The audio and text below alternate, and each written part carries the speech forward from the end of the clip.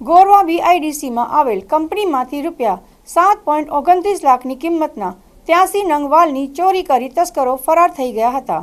આ મામલે ગોરવા પોલીસે અજાણ્યા તસ્કરોની શોધખોળ હાથ ધરી છે।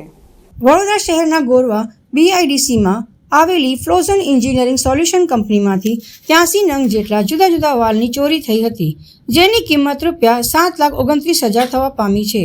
આ અંગે કંપની માલિક જૈમિન પટેલે ગોરવા પોલીસ સ્ટેશન ખાતે ફરિયાદ નોંધાવવામાં આવી હતી।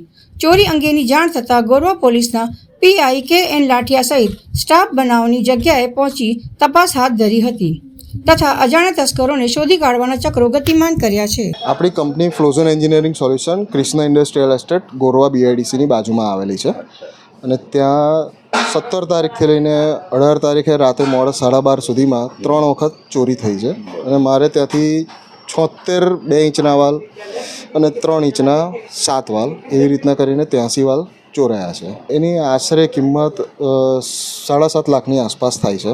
અમે કાઢ્યા છે, ડિટેલ બી બધી સબમિટ કરેલી છે। આમાં 20 તારીખના સવારે અમારે ઓટોમેશન સિસ્ટમ જનરેટ કરવાની હતી, ત્યારે કપલર શોધવા માટે અમે નીકળ્યા હતા અને કપલર તે વખતે મળતું ન હતું અને એના હિસાબે અમે CCTV ફૂટેજ ચેક કર્યા તો બેક ડેટમાં બધા ચેક કર્યા ત્યારે 17 તારીખથી લઈને 18 તારીખ મોડી રાત 12:30 સુધીમાં 3 વખત ઘૂસ્યા છે અને તે વખતે આ કપલરના હિસાબે અમને ખબર પડી કે બીજા વાલ ને બધું બી ચોરી થયું છે।